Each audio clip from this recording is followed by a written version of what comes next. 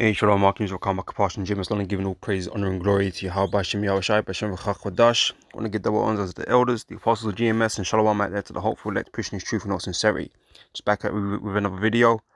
I got to entitle this one Gears of War, because, we're hearing those wars and rumors of wars, continuing. Okay, they're not dying down. Okay, there will be a major conflict, in the near future. Okay, as set out in the prophecies in the scriptures. Okay, World War III. Okay, the third woe. Okay, they're all, in the midst, right, working in the background, right. So we got some articles just showing you these nations, and their readiness to be in this war. Okay, they're holding these drills. Okay, you got Russia and China here.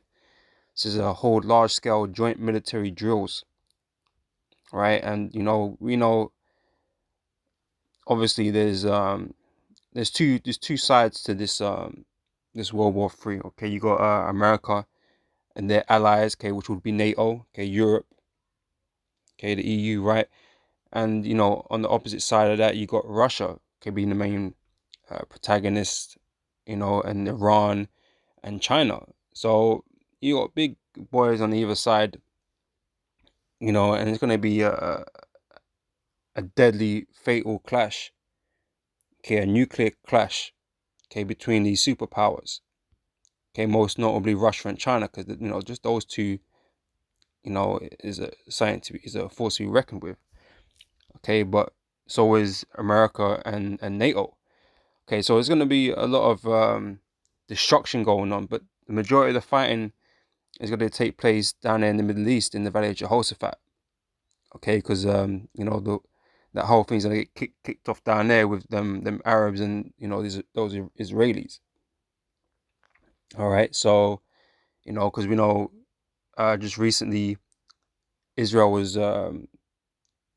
basically threatening Iran and vice versa.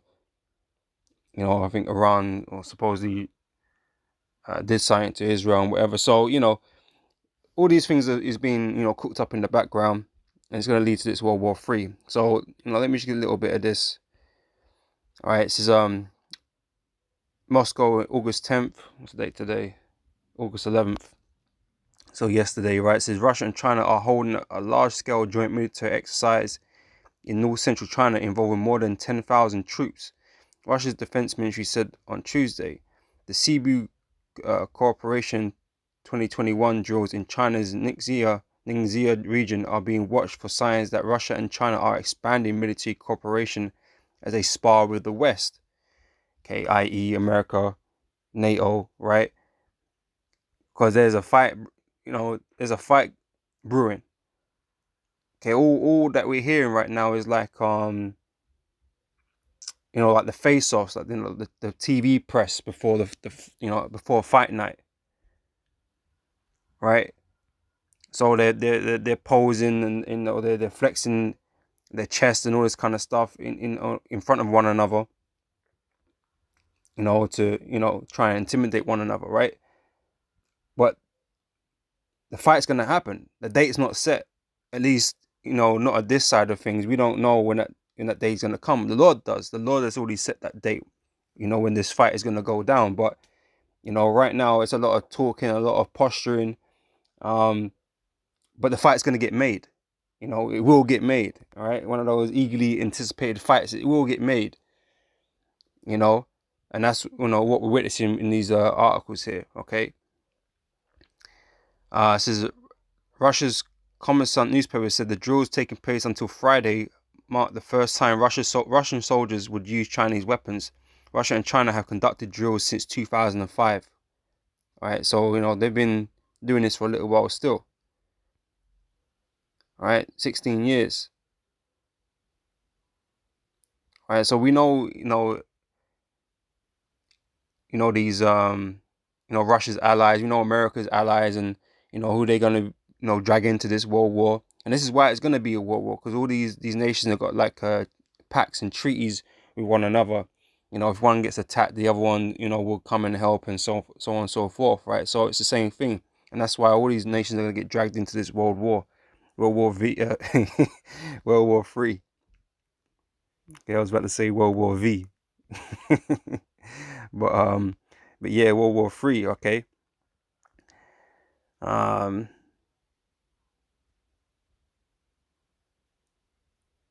it says Moscow's pivoted to China in 2014 as its political ties with the West sank to post Cold War lows. Okay, that's those you know, them hooks in the jaw, bringing them back, right, into that state, right? It says over the annexation of Crimea from Ukraine, China is Russia's biggest trade partner. All right, so they're working together. They're holding drills because they're gonna be on the same side when it comes to fighting the US and NATO. Okay, so they're practicing. That's what the drills are. It's practice. It's exercise. You know, it's so that they remain sharpened. All right, that's why they hold these games, and also, you know, to show a show of force to the other nations. Okay, not to mess around, right? So that's one article I had here. Um, so let me just grab a scripture. All right, let me get Joel chapter 3 verse 9. It says, "Proclaim ye this among the Gentiles, prepare war."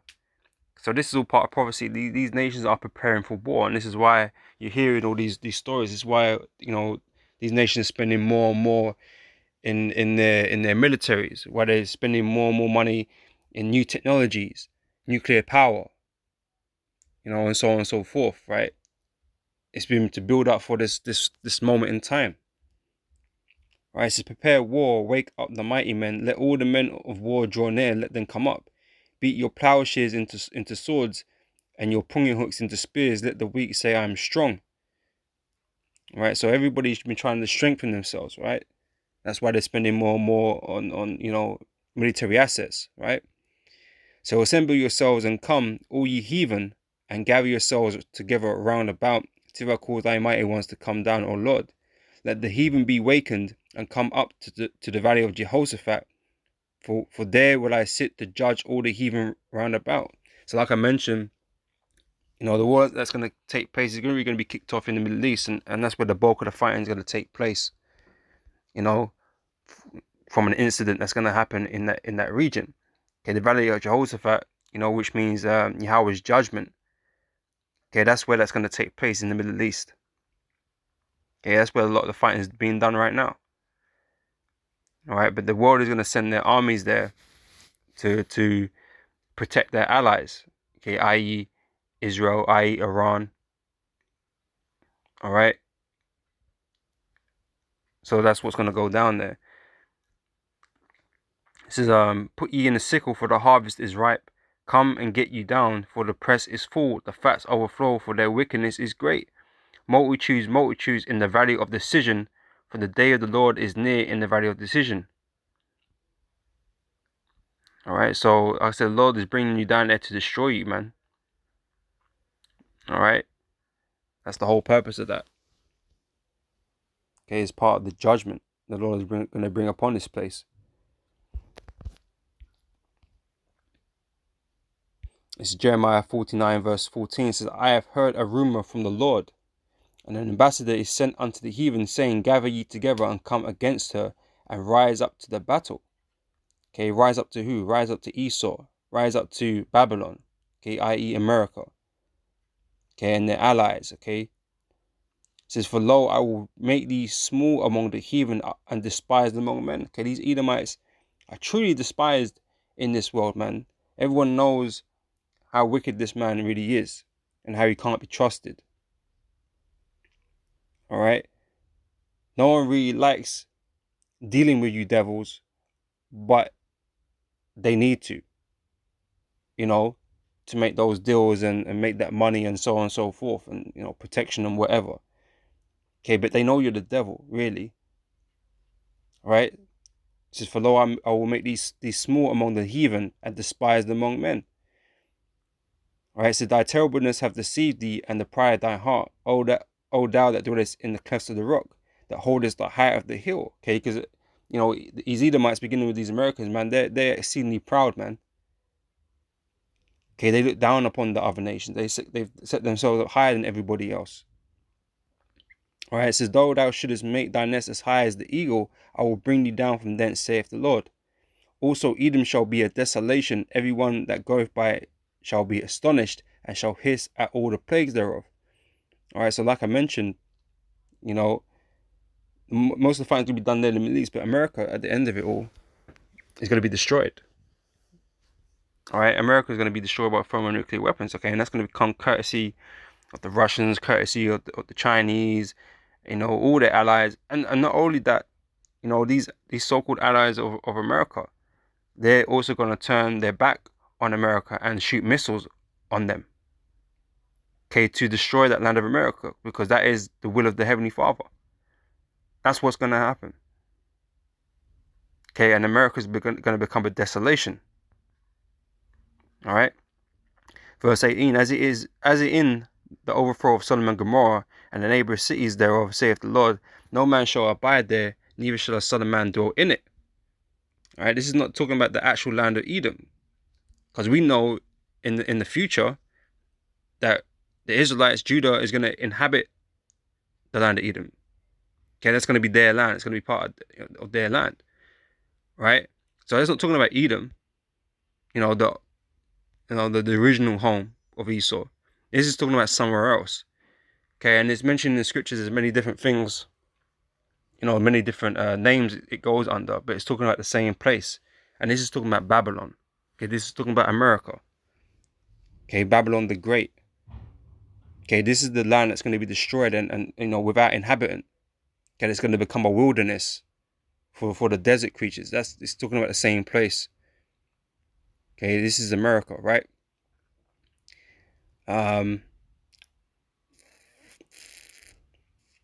So that's that on that one, right? So I think just one more before we move on. Yes, Matthew chapter 24, verse 6. And ye shall hear of wars and rumors of wars. See that ye not be troubled, for all these things must come to pass, but the end is not yet. Okay, so we're hearing, as they say, the drums of war, and but it's in the background still. It's not at the forefront of things. Okay, right now, the forefront right now of things that are happening is is this pandemic, the food shortages that's about to occur and hit this place. Okay, the inflation that's about to hit this place, the crash that's going to hit this place. Okay, the Vanessa, as Rose is calling it, and the MOTB. They're the things that are more at the forefront right now. Okay, the war stuff is in the background. No one's really talking about it much. Right, but the time will come for that. All right. It says, for nation shall rise against nation, right, and kingdom against kingdom, and there shall be famines. Okay, I mentioned the food shortages, the pestilences, the pandemic, right, and earthquakes in diverse places, and earthquakes are always going off, man, causing damage and doing all kinds of stuff, right. So all these are the beginning of sorrows. Then shall they deliver you up to be afflicted, and shall kill you, and ye shall be hated of all nations for my name's sake. And then shall many be offended, and shall betray one another, and shall hate one another. And many false prophets shall rise, and shall deceive many, and because iniquity shall abound, the love of many shall wax cold. All right, so this, I read the rest of that to lead me into this, right? So we covered the World War III and that, but what about war amongst the people? What about war in your own country? Civil war. What about that? Because that's something that's also going to occur, right? Let me get this article first, right? And the elites know, and so right now, there's been domestic drills, okay, in the US, preparing for such an event to take place in-house, domestically. Okay, civil war. All right. Now it says preparing for doomsday. Okay, and you remember the doomsday clock as well that they got there in the background. I can't remember the last time, what it was the last time they mentioned it. 2 minutes to midnight or something like that, whatever it was. The day of the Lord is coming, man, and that is the doomsday. That is literally what that is. All right, and shit is really gonna hit the fan because the elites are gonna drop the ball on this place, man. Okay, the Lord's gonna give, he's gonna say it's time now, and the elites gonna drop the ball on this place, man, and shit's gonna get real. All right, but anyway, since preparing for doomsday, U.S. soldiers are training in NYC for America's worst day that could see nuclear or bio attacks and ballistic threats. Okay, already said it. We've been teaching about it for years, beginning of our elders and apostles, man. America is gonna get attacked. Okay, America is gonna get attacked with nuclear weapons, but there's gonna be no prepping for it. You know what I mean? There's no preparing. There's only death and destruction the Most High is gonna bring upon that place. Okay, of course they're gonna get attacks and other things, before their ultimate destruction, but only when those nukes are launched, America is gonna be no more, right? So soldiers are training for America's worst day amid fears of nuclear or biological attack and ballistic threats. The Army's Task Force 46 were coached on how to respond to an attack on New York City, including a focus on its subway system and terrorist hotspots like the Yankee Stadium. And what this usually tends to mean when they're doing these things is that they're planning something. They're planning to do something that they're going to have to respond to, to establish order, right? But it's usually a planned event that takes place, so maybe something's coming on the horizon soon, we'll see.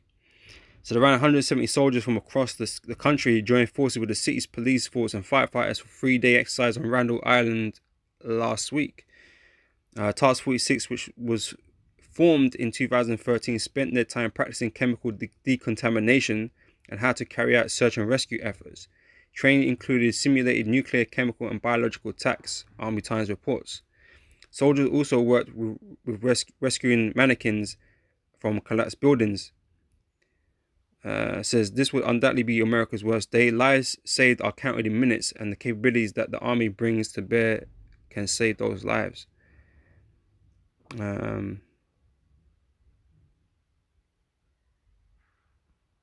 see anything else.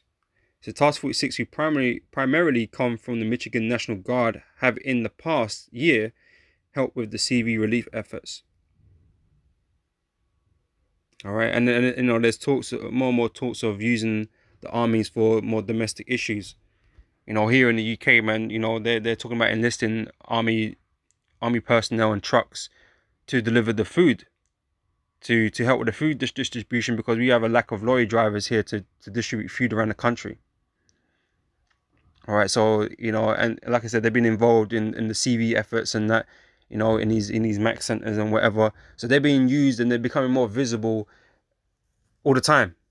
Like that's a normal thing, and it's going to become more normalized. And like I said, when these soldiers are versatile, man, they're adaptable. They're there to take orders, and their purpose can be changed in an instant.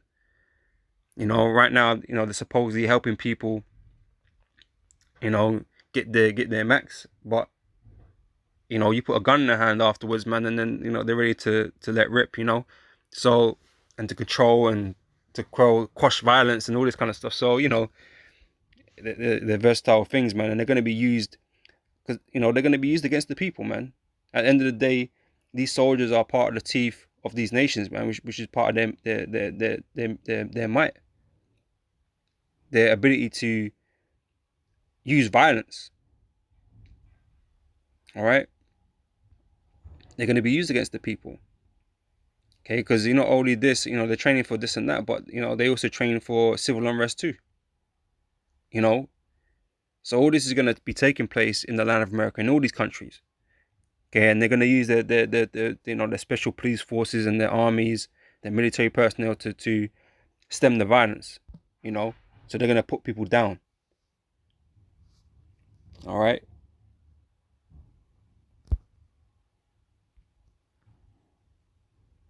This is Ezekiel 29, 21, verse 9. Salakio. It says, Son of man, prophesy and say, Thus saith the Lord, say a sword is sharpened and is also furbished. It is sharpened to make a sore slaughter. It is furbished that it may glitter. Okay, should we then make mirth? It containeth the rod of my son as every tree. And he hath given it to be furbished that it may be handled. This sword is sharpened and it is furbished to give it into the hand of the slayer. Okay, the hand of the slayer is Esau. Okay, Esau is that slayer, right? And like I said, these drills, right, they're all a means of keeping sharp. Being ready.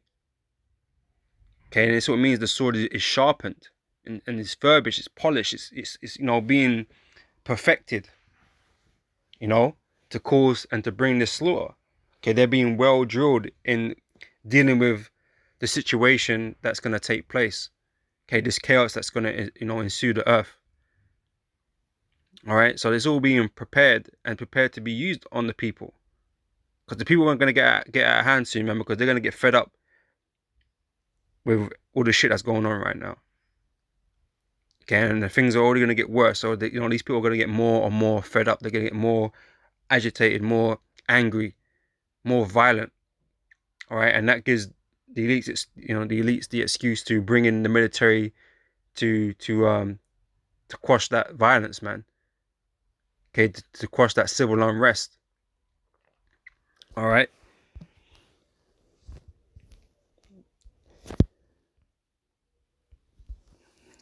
So it brings me to another article here from USA Today. This one's titled "The the Maxed Are Angry."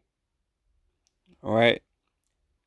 Which is showing you the divide that's being created amongst the people, right? And the people's freedoms and liberties and fears and all this kind of stuff. It's dividing the people and it's making people agitated, man. Okay, it's making people angry. Okay, and it's only time that it's going to become more physical. It's not going to be just words or angry words. It's going to become physical problems because the governments are going to make you feel this way. The governments are making you feel this way, right? It says the maxed are angry. That's understandable, but unproductive, right? Health experts say, right? Yeah, but it's not unproductive. Not for the agenda of the elites. It's not unproductive because he needs the two sides. He needs those two sides, man, to create tension, right? I'm not going to read all of this because it's not we don't really need to, but it say here high levels of infections in the unmaxed increase the risk to everyone. And headline after headline has documented the ensuing rage of the maxed. Unmaxed Americans have been called arrogant, selfish, stupid, idiots, and worse for refusing to get shot in the arm. All right, so these people are getting angry, man. They feel like they're holding people back or they're putting people at risk. That these are the people, the reasons for the lockdowns, is reasons why people are dying and all this kind of stuff. They're gonna put the blame on these people, and then they have been. Saying that they're selfish and they're stupid. And it's the same here, same in the UK. It's the same sort of narrative. All right. So, but they're gonna use that as an excuse to become physical, violent. On both sides, because at the end of the day, the unmasked are sick and tired of getting blamed for everything. So you got them protesting at right now here in the UK at least. I know that much. Because of the lockdowns and the restrictions and all this kind of stuff here, the forcing of it, threatening people's jobs, livelihoods, and all this kind of stuff. So they're not happy, and and their their children as well. They're not happy either. Okay, so it's it's gonna cause this problem, right? One that may get out of hand. All right, so that's that's really just the point on that article. All right, so let me get 2 Ezra chapter 15 verse 14 says, "Woe to the world and them that dwell therein, for the sword and the destruction draweth nigh." Okay, that sword that's being furbished, okay, that's going to get used. All right, for the sword and the destruction draweth nigh. Okay, we're gonna come to that point. We keep reading about it in Daniel chapter 12. Okay, a time like no other. All right, this world is gonna get plunged into darkness, man, and it's gonna be a real evil, evil time, right? Such as it's never been. Okay, a lot of tribulation about to come upon this earth, right? It says, "For the sword and their destruction draweth nigh, and one people shall stand up and fight against another, and swords in their hands." Okay, so people are gonna be fighting one another, man.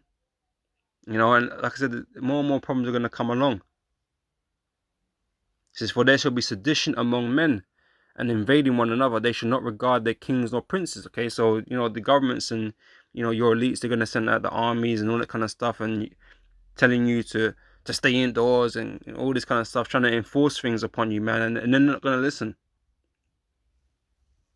Okay, they're not gonna listen. They're gonna riot. Okay, they're gonna protest. They're gonna riot, fight. These police and these pillars of government. Says, and the course of their actions shall stand in their power. All right, so you read on. There's a whole lot of shit that's gonna be going on, man. That's gonna be fueling this violence. And the large one's gonna be because of the lack of bread. When you read in verse 19. All right, because that will become a problem. It's already becoming a problem, but it's become even greater a problem.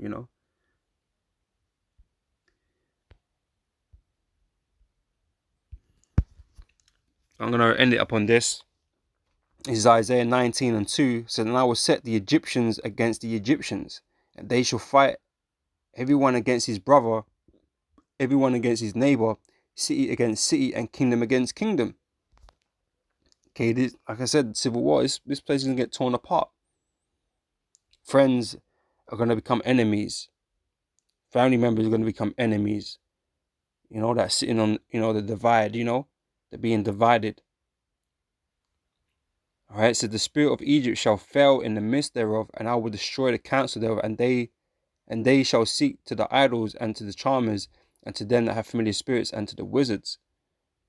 And the Egyptians will I give over into the hand of a cruel lord, and a fierce king shall rule over them, saith the Lord of hosts. Okay, and that cruel lord is Yahweh Shai. Okay, contrary to popular belief, man, the Lord is not coming with daisies. All right, the Lord is coming in an angry, wrathful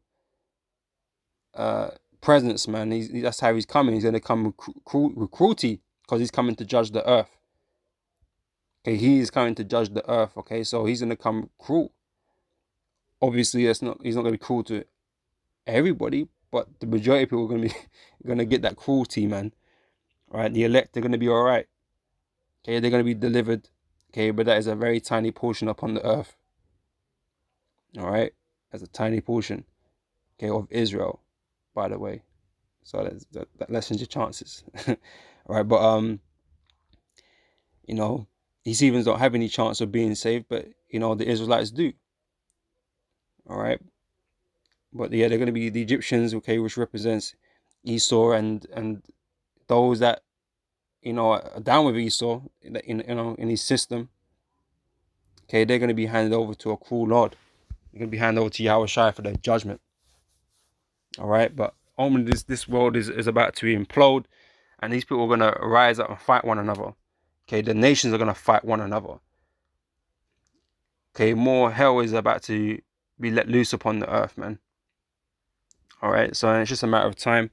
Okay, and like we say, all we're hearing is that the gears of war at work, or the drums of war playing. But it's gonna come upon us soon. So with that, I hope this is edifying, and I'll catch you brothers and sisters on the next video, man. So till then, I say shalom.